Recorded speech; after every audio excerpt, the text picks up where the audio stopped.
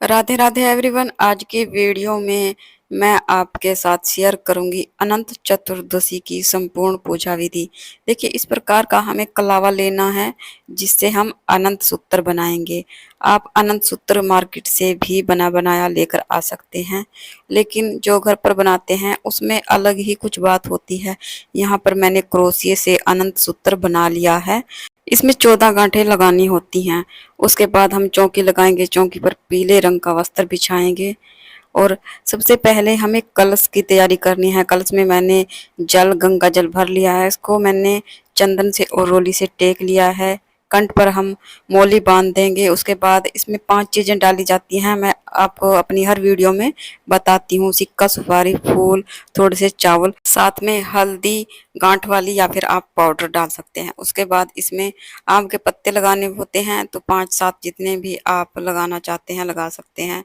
उसके बाद मैंने यहाँ पर तिल का आसन देते हैं अष्टदल कमल बनाया है कलश के लिए, तो यहाँ पर मैंने तिल लिए हैं।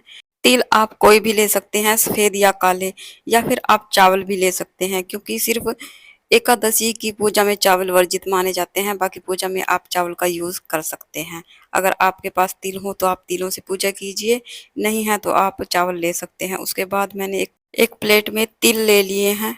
उसके ऊपर दीपक रख लिया है, क्योंकि मैंने दीप कलश की स्थापना की है। उसके बाद थोड़े से तिल का आसन देते हुए हम विष्णु भगवान, माता लक्ष्मी, विष्णु भगवान जी हमारे शेषनाग की सैया पर लेटे हुए हैं, वो फोटो मैंने विराजमान किया है, क्योंकि अनंत चतुर्थी के दिन शेषनाग का पूजन किया जाता है। अगर आपके पास शेषनाग फोटो या मूर्ति में नहीं है तो आप मिट्टी से भी शेषनाग बना सकते हैं।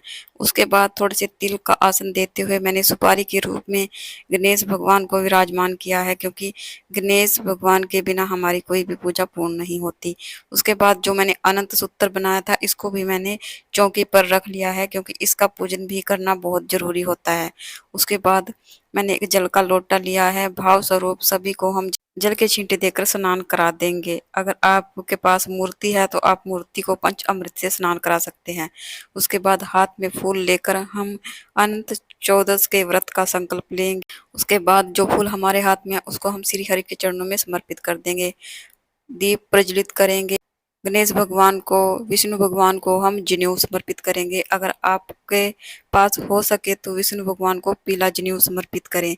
माता को मैंने लाल रंग की चुनरी ओढ़ा दी है। अगर आपके पास चुनरी नहीं है तो आप सिर्फ कलावा भी उठा सकते हैं। उसके बाद हम सभी को पीले चंदन से तिलक करें।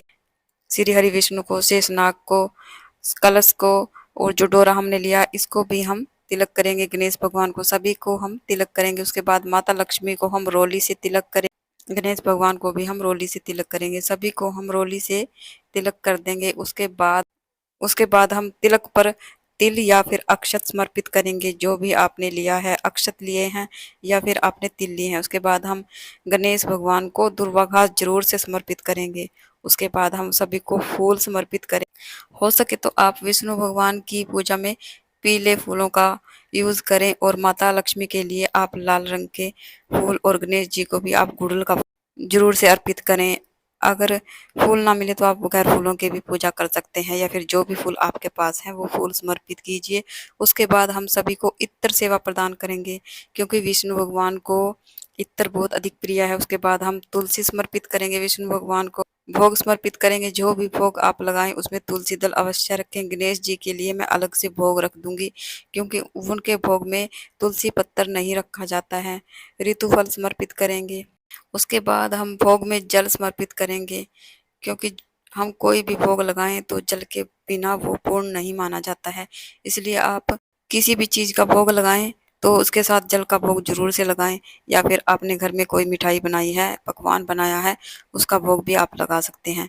उसके बाद माता लक्ष्मी को आप ये चीजें जरूर से अर्पित करें। लौंग, इलायची, सुपारी, कमलगट्टा, हो सके तो आप इसको पान के पत्ते पर रखकर अर्पित करें, या फिर आप मीठा पान भी ले सकते हैं, या फिर आप किसी कटोरी में मेरी तरह इस तरह भी आप अर्पित कर सकते हैं। उसके बाद हम हाथ जोड़कर सभी से भोग ग्रहण करने के लिए निवेदन करेंगे।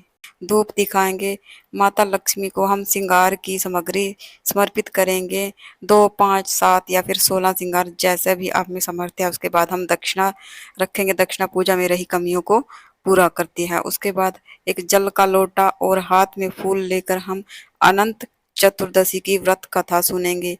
अनंत चतुर्दशी की व्रत कथा का वीडियो मैंने पहले ही चैनल पर अपलोड कर दिया है, आप वहां से कथा सुन सकते हैं। अगर यहाँ पर कथा कहूंगी तो वीडियो ज़्यादा लंबा हो जाएगा, इसलिए मैंने कथा का वीडियो अलग कर दिया है। उसके बाद जो फूल हमारे हाथ में है इसको हम श्री हरि और माता लक्ष्मी के चरणों में अर्पित करेंगे।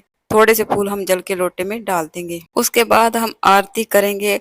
आरती आपको अलग दीपक जलाकर करनी है या फिर आप कपूर आरती कर सकते हैं, क्योंकि जो दीपक हमने कलश पर रखा है उसको हमें नहीं हिलाना है। आरती हमें बहुत ही प्रेम पूर्वक करनी है। सबसे पहले हम गणेश जी की आरती करेंगे, विष्णु भगवान की आरती करेंगे, माता लक्ष्मी की आरती करेंगे, साथ में हम शेषनाग जी की आरती करेंगे। और देखिए ध्यान रखिए, आरती हमें 2 या फिर 5 की संख्या में करनी होती है, 3 आरती हमें कभी नहीं करनी होती है, इसलिए आप एक और आरती करें जरूर से।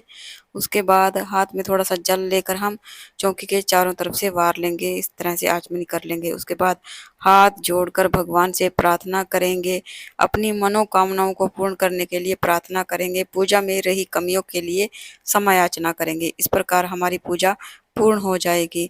जो जल का लोटा हमने लिया है इसको हम सूर्य देव को अर्घ दे देंगे। जो भोग प्रसाद है इसको परिवार के सभी सदस्यों में बांट देंगे। उसके बाद ये अनंत सूत्र हमें बांधना होता है। महिलाएं इसको अपने बाएं हाथ में बांधेंगी और जो पुरुष हैं वो इसको अपने दाएं हाथ में बांधेंगे। पूजा पूर्ण होने के बाद आई होप आपको आज का वीडियो पसंद आया है, आपके लिए यूजफुल रहा है, तो प्लीज़ वीडियो को लाइक कीजिए। और हम महिलाएं घर में तीज त्योहार कैसे करते हैं ये जानने के लिए मेरे चैनल को सब्सक्राइब कीजिए। अगर आपके मन में कोई डाउट है तो आप मुझे कमेंट करके भी पूछ सकते हैं। कमेंट में विष्णु भगवान की जय, माता लक्ष्मी की जय जरूर से लिखें। तो फिर मिलते हैं एक और नई पूजा विधि में, एक और नई वीडियो में। तब तक के लिए धन्यवाद। राधे राधे।